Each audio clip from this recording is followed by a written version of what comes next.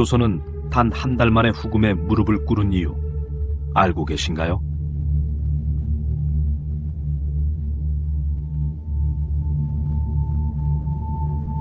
여러분, 조선은 왜 단 한 달 만에 후금의 무릎을 꿇었을까요?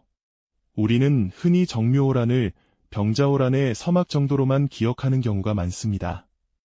하지만 이 짧은 전쟁이 남긴 충격적인 결과 뒤에는 우리가 미처 알지 못했던 조선의 깊은 그림자들이 숨어 있었죠. 단순히 힘이 부족해서라는 말로는 다 설명할 수 없는 당시 조선의 진짜 민낯을 지금부터 함께 파헤쳐 볼까 합니다. 막연한 국력의 차이를 넘어 조선 내부의 복잡한 문제들과 급변하는 국제정세가 뒤얽혀 만들어낸 비극적인 항복의 진실을 구체적인 사례를 통해 깊이 있게 들여다보면 역사를 이해하는 새로운 시각과 함께 깊은 통찰을 얻으실 수 있을 겁니다.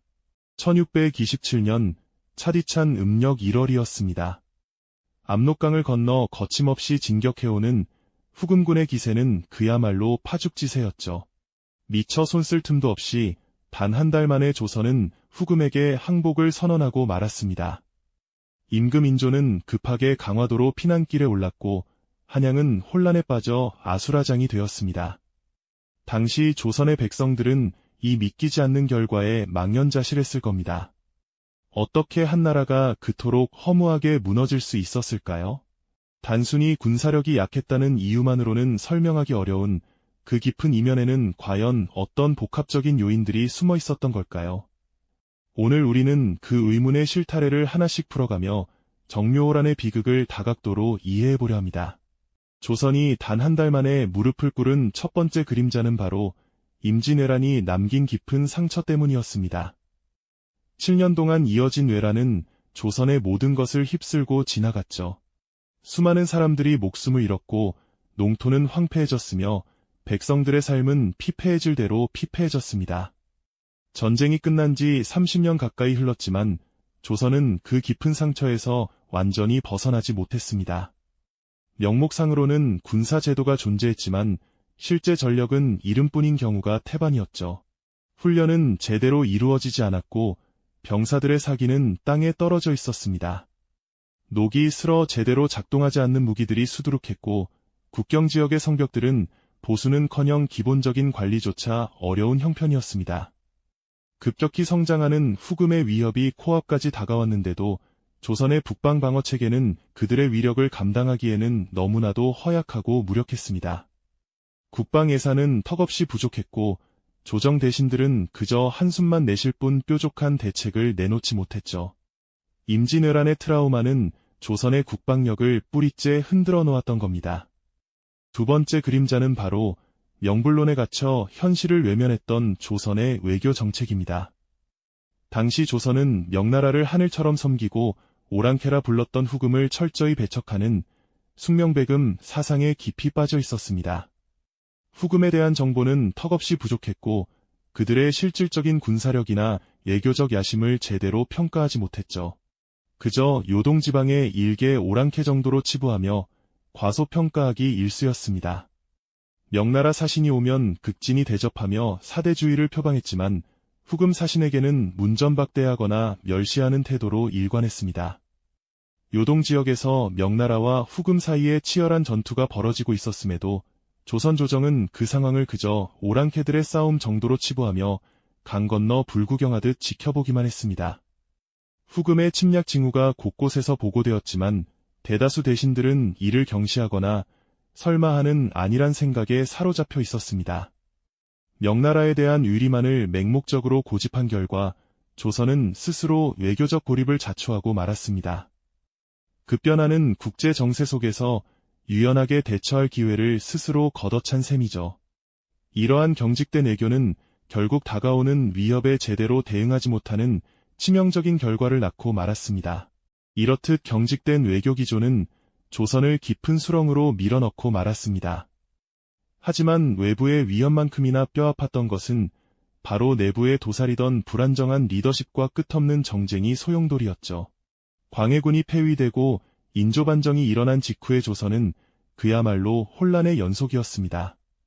왕위를 찬탈하는 과정 자체가 격렬한 피바람을 동반했고 반정을 주도했던 서인 세력 내부에서도 권력 다툼이 끊이지 않았습니다. 궁궐은 안정 대신 불안으로 가득했고 백성들의 삶은 더욱 팍팍해져 갔습니다. 이런 불안정한 시기에 터져나온 것이 바로 이괄의 난이었습니다. 인조반정의 공신이었던 이괄이 불만을 품고 반란을 일으키자 한양은 순식간에 아수라장으로 변했습니다. 왕인 인조는 공주까지 피난을 가야만 했고 수도는 반란군에 의해 유린당하는 참담한 경험을 하게 되죠. 이 사건은 단순히 반란 하나로 끝난 것이 아니었습니다. 국가의 중추가 흔들리고 국방력이 크게 약화되는 결과를 낳았죠. 더욱이 이괄의 잔당 중 일부는 후금으로 도망쳐 조선의 약점과 내부 사정을 소상히 고자질하며 결국 침략의 빌미를 제공하기까지 했습니다. 이미 힘겨운 상황이었던 조선은 이괄의 난이라는 내부 혼란으로 인해 스스로를 더욱 취약한 상태로 내몰고만 셈이었습니다. 이렇듯 지도부가 분열되고 국론이 통일되지 못하는 상황에서 과연 급박하게 다가오는 후금의 위협에 제대로 대응할 수 있었을까요? 안타깝게도 조선의 조정은 하나로 뭉쳐 현명한 결정을 내리기보다는 끝없는 논쟁과 당파 싸움에 휘말려 시간을 허비하고 있었습니다. 눈앞의 적보다 내부의 적을 더 경계하는 듯한 모습이 역력했죠. 이러한 혼란 속 리더십의 부재는 조선이 항복할 수밖에 없었던 세 번째 그림자이자 피할 수 없는 비극을 예고하는 전주곡과도 같았습니다. 그리고 여기 조선을 더욱 깊은 절망으로 몰아넣은 네 번째 그림자가 드리워져 있었습니다. 그것은 바로 현실과 동떨어진 채 맹목적으로 명분만을 좇았던 척화론의 팽배였죠. 후금과의 화친을 주장하는 주화론과 끝까지 대의명분을 지키며 싸워야 한다는 척화론은 마치 물과 기름처럼 섞이지 못하고 격렬하게 대립했습니다. 조정 대신들은 오직 자신의 당파적 이익과 학문적 신념만을 내세우며 국가의 존망이 걸린 중대한 외교 문제를 첨예한 정쟁이 도구로 삼았던 겁니다. 척화론자들은 명나라에 대한 의리를 저버릴 수 없다는 확고한 신념을 가지고 있었습니다. 하지만 이들의 주장은 당장 눈앞의 국력과 급변하는 국제 정세를 외면한 채 고루한 이상론에만 매몰되어 있었죠. 오직 명분만을 강조하며 후금과의 화친을 오랑캐에게 굴복하는 치욕으로 규정했고 주화론자들을 나라를 팔아먹는 간신으로 매도하기 바빴습니다. 이런 분위기 속에서 누가 감히 현실적인 외교나 전쟁 준비를 논할 수 있었을까요? 전쟁을 피하고 백성의 고통을 덜어줄 수 있는 유연한 외교 정책은 설 자리를 잃고 말았습니다. 조정은 오직 명분 싸움에만 몰두했고 그 사이 후금은 더욱 강성해져 압록강 너머로 이협적인 그림자를 드리우고 있었습니다. 척화론의 맹목적인 신념은 조선이 현실적인 판단을 내리고 이기에 효과적으로 대응할 기회를 앗아갔습니다. 백성들의 삶은 피폐해지고 국방은 허술해지는 현실 속에서도 조정은 여전히 탁상공론에만 빠져 있었죠. 마치 눈앞에 닥친 거대한 폭풍을 보지 못하고 낡은 지도만을 붙들고 씨름하는 선장과 같았다고 할 수 있을까요? 이러한 맹목적인 신념은 결국 조선을 스스로 고립시키고 다가오는 전쟁을 피할 수 없게 만드는 비극적인 아이러니를 낳았습니다. 현실과 동떨어진 명분론이 국론을 분열시키고 국가의 역량을 소모시킨 것이죠. 정묘호란은 단순한 무력의 차이로 인한 패배가 아니었습니다. 임진왜란 이후의 트라우마, 시대 변화를 읽지 못한 경직된 외교, 뿌리 깊은 정치적 분열, 그리고 현실을 외면한 맹목적인 명분론이라는 복합적인 내부 요인들이 겹쳐 만들어낸 피할 수 없는 비극이었던 셈입니다. 이러한 내부 요인들이 겹겹이 쌓여 조선을 옥죄고 있었죠. 특히 광해군이 물러나고 인조반정이 일어난 뒤 조정은 마치 거친 파도 위에 작은 배처럼 위태로운 항해를 시작했습니다. 인조반정은 명분을 바로 세운다는 대의 아래 일어났지만 그 과정에서 수많은 정치적 희생과 보복이 뒤따랐습니다. 새로운 권력을 잡은 서인들은 자신들의 입지를 다지기 급급했고 반대파를 숙청하며 정국은 더욱 불안정해졌죠. 마치 깨진 그릇을 겨우 붙여놓은 듯 언제 다시 균열이 생길지 모르는 아슬아슬한 상태였다고 할 수 있습니다. 엎친 데 덮친 격으로 인조반정의 1등 공신이었던 이괄이 1624년 난을 일으키면서 조선은 또 한 번 거대한 내란의 소용돌이에 휘말립니다. 이괄의 난은 한양을 불바다로 만들고 인조 임금이 공주로 피난가는 초유의 사태를 빚어냈죠. 가까스로 나는 진압되었지만 이로 인해 조선의 국방력은 치명적인 타격을 입었습니다. 북방 수비를 담당하던 정예 병력들이 내란 진압에 투입되거나 와해되었고 백성들의 삶은 피폐해졌습니다. 안 그래도 임진왜란의 상처가 채 아물지 않았는데 연이은 정치적 혼란과 내란은 국가의 기강과 군사 시스템을 뿌리째 흔들어 놓았던 셈입니다. 이러다 보니 후금의 위협이 코앞에 닥쳐도 조정은 한마음 한뜻으로 대응하기 어려웠습니다. 각 당파는 서로를 견제하고 비난하기 바빴고 국가의 중대사를 논의해야 할 자리에서도 정쟁이 끊이지 않았죠. 마치 눈앞에 불을 꺼야 하는데 누가 먼저 불을 끌어 갈지를 놓고 서로 손가락질하며 싸우는 상황과 같았다고 할까요? 지도부는 국가적 위기 앞에서 단호한 결정을 내리지 못하고 우왕좌왕했고 백성들의 불안감은 더욱 커져만 갔습니다. 이렇게 내부가 분열되고 리더십이 흔들리는 상황에서 과연 외부의 강력한 침략에 효과적으로 맞설 수 있었을까요? 이러한 정쟁이 소용돌이 속에서 조선의 외교 정책은 더욱 경직될 수밖에 없었습니다. 후금과의 화친을 주장하는 목소리는 오랑캐에게 고개를 숙이는 행위라며 맹렬한 비난에 시달렸죠. 당시 조선을 지배하던 사상은 명나라에 대한 유리를 굳건히 지키고 후금을 오랑캐로 업신여기는 숙명배금이었습니다. 이러한 명분론은 마치 단단한 껍데기처럼 조선의 눈과 귀를 가려 변화하는 국제정세를 제대로 파악하지 못하게 만들었습니다. 현실적인 국력과 냉철한 판단보다는 오직 옳은 도리만을 내세우는 척화론이 조정의 주류를 이루었던 것이죠. 주화론을 주장하던 이들은 현실적인 국력을 바탕으로 후금과의 외교적 타협을 모색해야 한다고 역설했습니다. 하지만 그들의 목소리는 명분에 사로잡힌 척화론자들의 거센 비난에 묻히기 일쑤였습니다. 오랑캐와 어찌 감히 화친을 논하느냐? 는 맹목적인 신념 앞에서 국방을 강화하고 백성을 지키기 위한 실리적인 방안들은 설 자리를 잃고 말았죠. 마치 거대한 바위가 굴러오는 것을 보면서도 저 바위는 우리에게 해를 끼칠 수 없다고만 외치는 격이었다고 할까요? 이러한 맹목적인 명분론은 결국 조선이 현실적인 판단을 내리고 이기에 효과적으로 대응할 기회를 앗아갔습니다. 외교는 고립되었고 전쟁 준비는 지지부진했으며 국가의 역량은 소모적인 논쟁으로 낭비되었습니다. 눈앞에 닥친 거대한 폭풍을 보지 못하고 낡은 지도만을 붙들고 씨름하는 선장처럼 말이죠. 정묘호란은 단순한 무력의 차이로 인한 패배가 아니었습니다. 임진왜란 이후의 트라우마, 시대 변화를 읽지 못한 경직된 외교, 뿌리 깊은 정치적 분열, 그리고 현실을 외면한 맹목적인 명분론이라는 복합적인 내부 요인들이 겹쳐 만들어낸 피할 수 없는 비극이었던 셈입니다. 그렇다면 조선은 어째서 이토록 복잡하고 다층적인 문제들을 해결하지 못하고 결국 후금의 칼날 아래 무릎 꿇을 수밖에 없었을까요?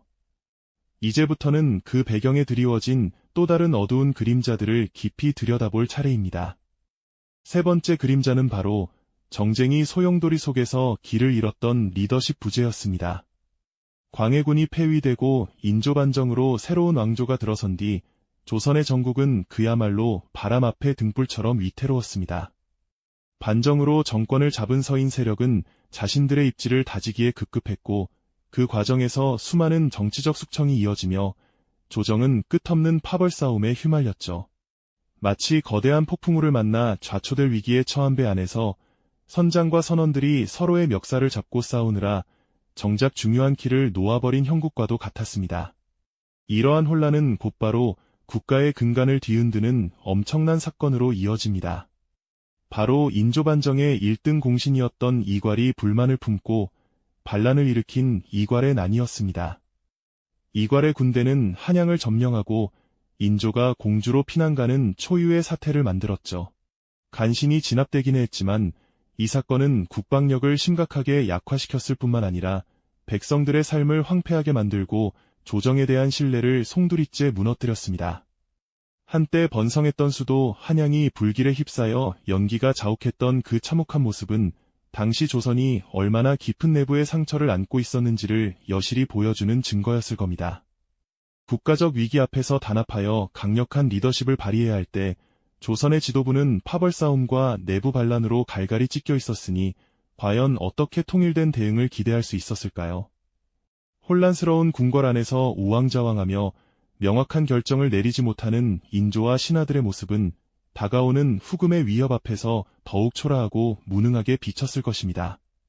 이제 네 번째 그림자를 만나볼 시간입니다. 이는 바로 현실과 동떨어진 신념, 척화론의 맹목이었습니다. 당시 조선 조정에는 후금과의 관계를 어떻게 설정할 것인가를 두고 두 가지 극단적인 주장이 팽팽하게 맞섰습니다. 하나는 현실적인 국력을 고려하여 후금과 화친을 맺어야 한다는 주화론이었고, 다른 하나는 오직 명나라에 대한 의리를 지키며 후금을 오랑캐로 배척해야 한다는 척화론이었죠. 문제는 이 척화론이 현실적인 국력과 냉정한 국제정세를 완전히 외면한 채 오직 맹목적인 명분만을 고집했다는 점입니다. 마치 눈앞에 거대한 폭풍이 몰려오는데도 우리는 이 배가 가장 훌륭한 배이니 절대 가라앉지 않을 것이다라고 외치며 아무런 대비도 하지 않는 선원들처럼 말이죠. 척화론을 주장하는 대신들은 후금과의 화친을 주장하는 이들을 매국노로 몰아세우며 격렬하게 비난했습니다. 조정의 대신들은 백성들의 고통이나 당면한 국가적 위협보다는 오직 자신들의 학문적 소신과 당파의 명분만을 중요하게 여겼던 셈입니다. 이러한 극심한 대립은 결국 조선이 유연한 외교를 펼치거나 다가오는 전쟁에 효과적으로 대비하는 것을 불가능하게 만들었습니다. 압록강 너머로 후금군의 위협적인 실루엣이 선명하게 보이는데도 조선 조정은 그 안에서 탁상공론만 거듭하며 귀중한 시간을 허비하고 있었던 것이죠. 명분은 중요하지만 그 명분이 현실적인 힘과 지혜를 동반하지 못한다면 오히려 국가를 위험에 빠뜨릴 수 있다는 뼈아픈 교훈을 정묘호란은 우리에게 전하고 있는 겁니다. 결론적으로 정묘호란의 항복은 단순히 군사력의 절대적인 열세 때문에 발생한 일만은 아니었습니다.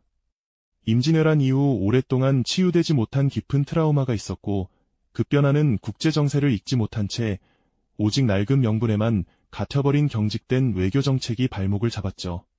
여기에 뿌리 깊은 정치적 분열과 리더십 부재가 국가의 역량을 좀먹었으며 현실적인 판단을 외면한 맹목적인 척화론이 더해져 결국 조선은 피할 수 없는 비극적인 선택을 할 수밖에 없었던 것입니다. 이 모든 복합적인 내부 요인들이 마치 거대한 파도처럼 한데 겹쳐 몰려와 조선을 깊은 수렁으로 밀어 넣었던 것이죠. 정묘호란은 우리에게 깊은 성찰의 기회를 제공합니다. 역사는 단순히 과거의 이야기가 아니라 오늘날 우리가 직면한 문제들에 대한 소중한 통찰을 선사하니까요. 급변하는 국제 정세 속에서 국력을 튼튼히 하고 유연한 외교 전략을 펼치며 무엇보다 내부적으로 통합된 리더십과 현실적인 판단을 내리는 것이 얼마나 중요한지를 정묘호란의 비극은 뼈저리게 가르쳐주고 있습니다. 명분과 실리 사이에서 균형을 잡고 내부의 단합을 이끌어내는 지혜가 필요한 시대는 비단 과거에만 국한되지 않는다는 것을요. 정묘호란의 아픔은 잠시 봉합되었지만 조선은 채 10년도 되지 않아 더 큰 비극인 병자호란을 마주하게 됩니다. 과연 조선은 정묘호란의 뼈아픈 교훈을 통해 무엇을 배우고 또다시 참담한 패배를 겪어야 했을까요? 다음 시간에는 병자호란에 숨겨진 이야기들을 파헤쳐 보겠습니다. 이 영상이 도움이 되셨다면 좋아요와 구독 부탁드립니다. 여러분의 응원이 제게 큰 힘이 됩니다. 다음 영상에서도 더 유용한 정보를 공유하겠습니다. 감사합니다.